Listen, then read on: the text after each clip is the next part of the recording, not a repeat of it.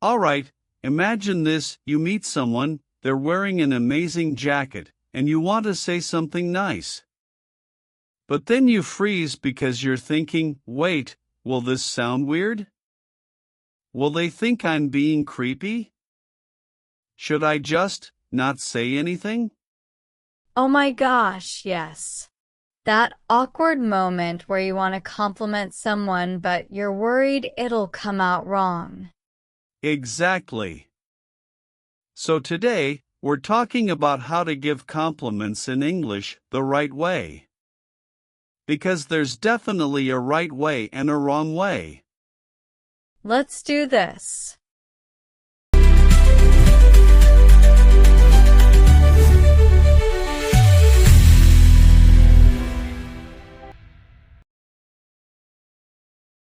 Hey everyone! Welcome back to TalkFluent. I'm James, and before we dive in, I have some exciting news. Hi, everyone. I'm Sophie, and I'm the new co-host here at TalkFluent. That's right. Sophie's joining the team, and we're really excited to have her. So, Sophie, tell everyone a bit about yourself. Sure. So I've been teaching English for about 6 years now, and I absolutely love helping people feel confident when they speak. I'm originally from the UK, but I've lived in a few different countries. So I've experienced all kinds of English, British, American, Australian, you name it. That's awesome. And I think you're going to bring such a fresh perspective to TalkFluent. Thank you. I'm so excited to be here. And honestly, this topic today, perfect for me because I've definitely given some awkward compliments in my time. Haven't we all? Right? So before we jump in, how's everyone doing out there? Hope you're having a good day, staying motivated with your English learning. Yeah. And if you're new here, welcome. We do these episodes every week where we talk about real, practical English, the kind of stuff you actually need in everyday conversations. Not textbook English, real English. Exactly. Alright, so let's talk about compliments. Because here's the thing, compliments are a huge part of English speaking culture. Like, people give compliments all the time. At work, with friends, to strangers even. But if you're not used to it, it can feel really uncomfortable. Oh, absolutely. And there's this fine line between giving a nice compliment and making someone feel awkward. Right. So today, we're going to break down when to give compliments, how to give them, and most importantly, how to avoid sounding weird or creepy. Let's get into it. Okay, so let's start with the basics. In English-speaking cultures, especially in the US, UK, Canada, Australia, compliments are really common. Like, way more common than in a lot of other cultures. Yeah, I've noticed that. When I lived in Japan, people were much more reserved with compliments. But in the US or UK, people compliment each other constantly. Exactly.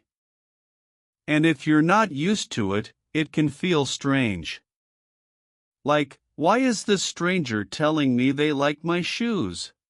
Right. But it's usually just a friendly gesture. It's not meant to be weird. It's just how people connect.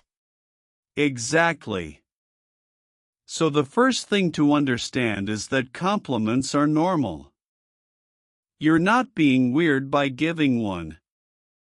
But there are rules. Yes, there are definitely rules. Okay, so rule number 1, keep it specific but safe. What does that mean? It means you want to compliment something specific, not just say something vague like, you look good. That can feel off. Instead, compliment something they have control over. Yes. Like their clothes, their accessories, something they chose.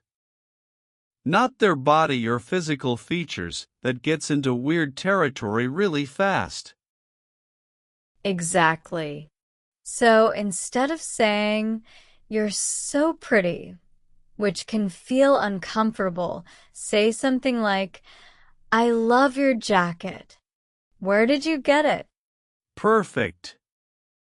Because now you're complimenting their taste, not their appearance. And you're opening up a conversation. Right. And that's key. Compliments should feel light and conversational, not intense. Okay, so let's give some examples. Safe compliments that work in almost any situation. All right, so for clothes, I love your shirt. That color looks great on you. Good one. Or, those shoes are awesome. Are they comfortable? Nice. What about accessories? That's a really cool watch.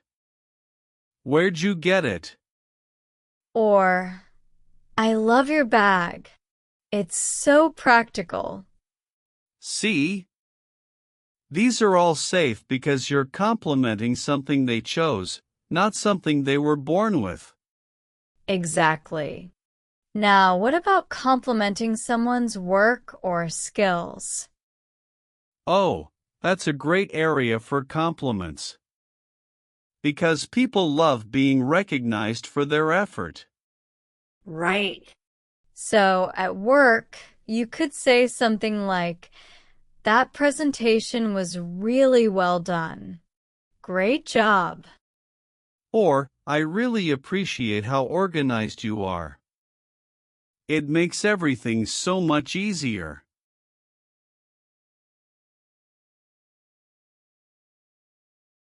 Yes. And here's the thing. When you compliment someone's work, be specific about what you liked. Don't just say, good job. Right, because good job is nice, but it's generic. If you say, I really liked how you explained that concept, it made so much sense, that's way more meaningful. Exactly. It shows you were actually paying attention. Alright, so we've covered clothes, accessories, and work. What about personality traits? Ooh, personality compliments. These are great, but you have to be careful. How so? Well, you don't want to come on too strong. Like, if you barely know someone and you say, you're the kindest person I've ever met, that's a lot, Yeah, that's intense. right? So keep it lighter. Like, you're always so positive. I love that. Or, you have such a great sense of humor. Perfect. Those feel warm without being over the top. Okay, now let's talk about what not to do. Because this is where people get into trouble. Oh boy, yeah. There are some compliments that just don't work. Okay, so first, never compliment someone's body in a way that feels personal or sexual. Just don't. Yeah, that's a hard rule.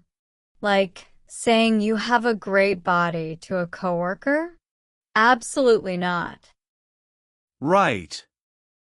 Even if you think you're being nice, it crosses a line.